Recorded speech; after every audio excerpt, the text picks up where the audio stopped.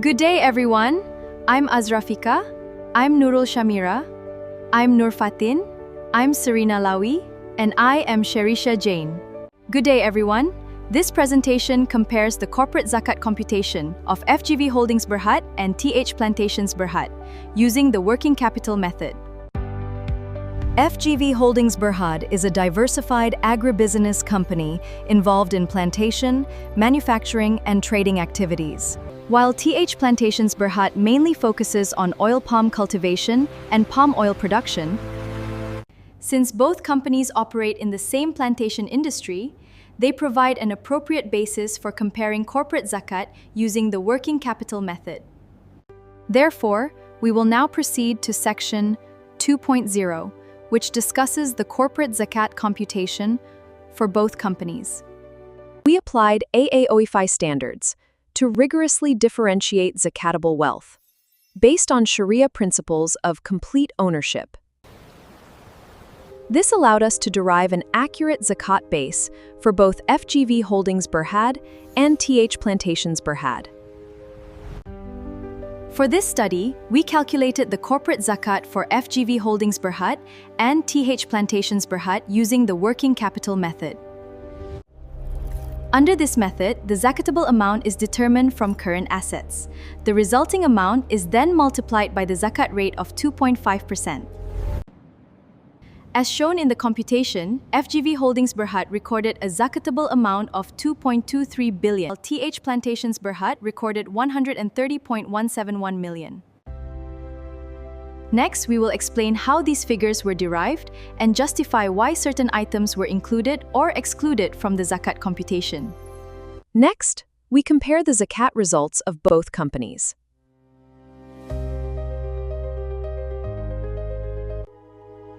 Based on the graph, FGV Holdings Berhad recorded a much higher zakat payable of Rn 55 ringgit.79 millions compared to Rn 3.25 million for Plantations Berhad, resulting in a difference of approximately 52.5 million.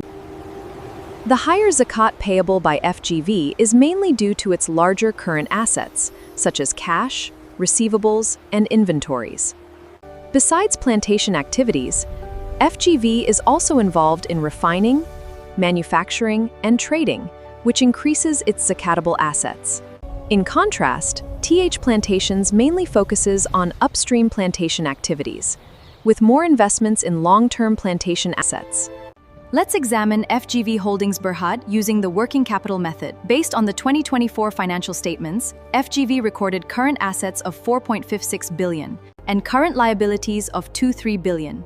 After deducting these liabilities, the zakatable amount is R2.231 billion, resulting in a zakat payable of R155 ringgit.799 million at the 2.5% rate.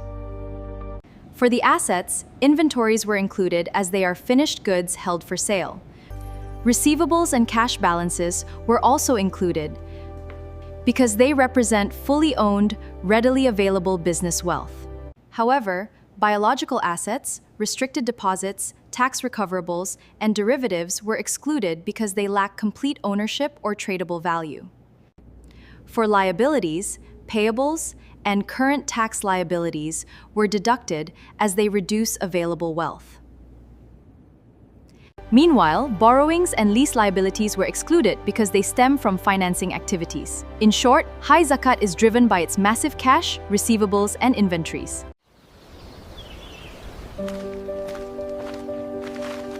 Next, I will explain the zakat computation for Plantations Berhad. Based on their current assets of 261.612 million and liabilities of 131.441 million, the zakatable amount is 130.171 million. Applying the 2.5% rate results in a zakat payable of 3.254 million. We included inventories, trade receivables, other investments, and cash equivalents, because they meet the principles of ownership, growth potential, and business wealth. Notably, unlike FGV, biological assets were included here because they consist of fresh fruit bunches ready to be harvested and sold. Conversely, Current tax assets and prepayments were excluded as they do not represent productive wealth or complete ownership. For liabilities, loans, borrowings, lease obligations, and payables were deducted because they directly reduce the company's available wealth. We will now proceed to Section 4.0, which discusses the analysis, reflection, recommendations, and conclusion of this study. Based on our analysis, the main challenge in computing corporate zakat was determining which assets and liabilities qualified as zakatable items. Since annual reports are prepared for financial reporting rather than zakat purposes, some items required professional judgment during the computation.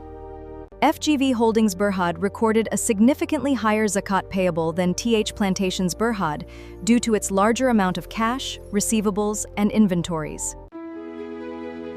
This shows that corporate zakat is influenced not only by company size, but also by its business model and asset structure. Overall, this assignment has shown us that corporate zakat requires careful application of Sharia principles alongside financial information. That's all from us. Thank you!